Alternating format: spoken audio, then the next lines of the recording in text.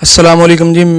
मैं ਤੁਹਾਡਾ ਵੀਰ ਸਫਿਆਨ। ਇਸ ਟਾਈਮ ਮੈਂ ਮੌਜੂਦ ਹਾਂ ਤਹਿਸੀਲ ਪੱਤੋਕੀ, ਜ਼ਿਲ੍ਹਾ ਕਸੂਰ, ਚੱਕ 52 ਸਿੱਧੂਆਂ ਚੱਕ। ਤੇ ਇਸ ਟਾਈਮ ਮੈਂ ਆਪਣੇ ਨਾਨੇ ਕੋਲ ਮੌਜੂਦ ਹਾਂ ਜੀ। ਇੱਥੇ ਰਿਲੇਟਿਵ ਸਾਡੇ ਰਹਿੰਦੇ ਨੇ, ਮਾਸੀਆਂ ਰਹਿੰਦੀਆਂ। ਤੇ ਇੱਥੇ ਜ਼ਰਾ ਅਸੀਂ ਆਏ ਸੀ ਤੇ ਸਾਡੇ ਨਾਨਾ ਜੀ ਨੇ ਬੜੇ ਪਿਆਰ ਮੁਹੱਬਤ ਕਰਨ ਵਾਲੇ ਨੇ। ਤੇ ਇਹ ਪਿੱਛੋਂ ਆਏ ਨੇ ਜੀ ਉੱਠ ਕੇ ਇੰਡੀਆ 'ਚੋਂ। ਇਹਨਾਂ ਕੋਲੋਂ ਉਹ ਜਾਣਦੇ ਆ ਕਹਾਣੀ, ਕਿੱਥੋਂ ਆਏ ਨੇ, ਕਿਹੜਾ ਜ਼ਿਲ੍ਹਾ ਸੀ, ਕਿਹੜੀ ਤਹਿਸੀਲ ਸੀ ਤੇ ਮਾਸ਼ਾਅੱਲਾ ਕਿੰਨੀ ਉਮਰ। अस्सलाम वालेकुम जी। ਉਮਰ ਦੱਸੋ ਕਿੰਨੀ? उम्र 90 साल।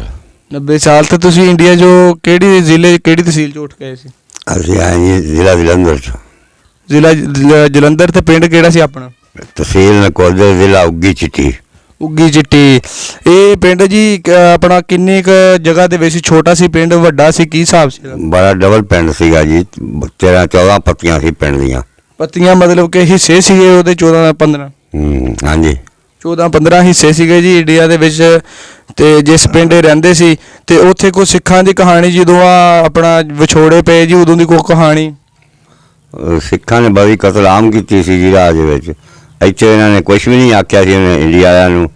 ਤੇ ਆਪਣੇ ਮੁਸਲਮਾਨ ਬਹੁਤ ਕਤਲਆਮ ਕੀਤੇ ਸੀ ਇਹਨਾਂ ਨੇ।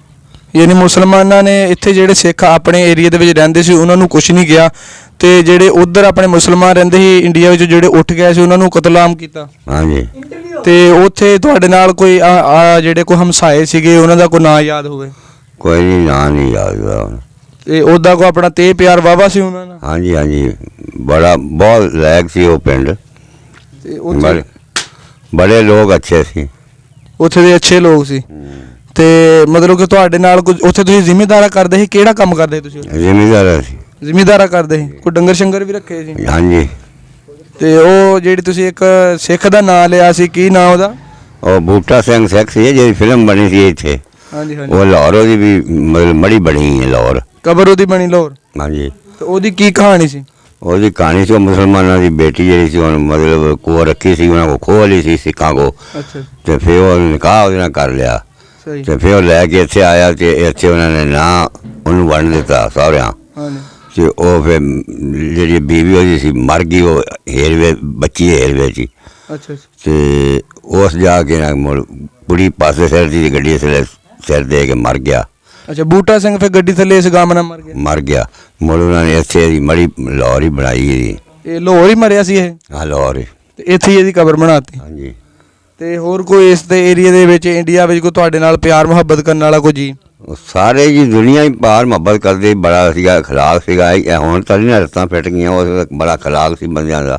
ਇੱਕ ਦੂਜੇ ਕੋਲ ਬਹਿਣਾ ਉੱਠਣਾ, ਆਉਣਾ ਜਾਣਾ, ਤੇ ਮੁਹੱਬਤ, ਦੁੱਖ ਤਕਲੀਫ ਮੰਨਣੀ। ਤੇ ਜਦੋਂ ਦੇ ਤੁਸੀਂ ਉੱਠ ਕੇ ਆਏ ਹੋ ਨਾਨਾ ਜੀ, ਤੁਸੀਂ ਇਸੇ ਪਿੰਡ ਹੀ ਰਹਿੰਦੇ, ਚੱਕ 52 ਸਿੱਧੂਆਂ ਚੱਕ? ਸਿੱਧੂ ਚੱਕ 51 ਵਿੱਚ ਜਾਨੂੰ ਇੱਥੇ 75 ਸਾਲ ਹੋ ਗਿਆ ਬੈਠਾ ਨੂੰ।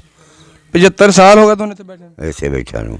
ਤੇ ਤੁਹਾਨੂੰ ਕੋਈ ਸਿੱਖ ਮਿਲਣ ਆਇਆ ਹੋਵੇ ਉਸ ਤੋਂ ਬਾਅਦ ਕਦੀ? ਨਹੀਂ, ਹਿਲ ਪਲਾਟ ਆਉਂਦੇ ਰਹੇ ਨੇ ਜਿਹਨਾਂ ਦੇ ਬੇਲੀ ਸੀ ਨਾ ਪਿੱਛੋਂ। ਹਾਂਜੀ ਹਾਂਜੀ। ਹਿਲ ਪਲਾਟ ਫੌਜਾਂ ਦੇ ਆਉਂਦੇ ਰਹੇ ਮਿਲਣ। ਉੱਥੇ ਮਿਲਣ ਆਉਂਦੇ ਰਹੇ? ਤੁਹਾਡੇ ਕੋਲ ਕਦੀ ਨਹੀਂ ਆਏ? ਨਹੀਂ। ਤੇ ਇੱਥੇ ਕੋਈ ਆਪਣੇ ਪਿੰਡ ਵਿੱਚ ਕੋਈ ਸਿੱਖ ਰਹਿੰਦਾ ਹੋਵੇ? ਨਹੀਂ, ਕੋਈ ਵੀ ਨਹੀਂ ਸੀ। ਤੇ ਤੁਹਾਨੂੰ ਯਾਨੀ ਇੱਥੇ ਤਕਰੀਬਨ ਸਾਰੀ ਉਮਰ ਇੱਥੇ ਹੀ ਹੋ ਗਈ ਹੈ? ਇੱਥੇ ਉਦੋਂ ਕਿੰਨੇ ਘਰ ਸੀਗੇ ਹੁੰਦੇ ਜਦੋਂ ਤੁਸੀਂ ਇੱਥੇ ਬੈਠੇ? ਜਦੋਂ ਅਸੀਂ ਆਏ ਆ ਉਦੋਂ 5-4 ਘਰ ਸੀਗੇ।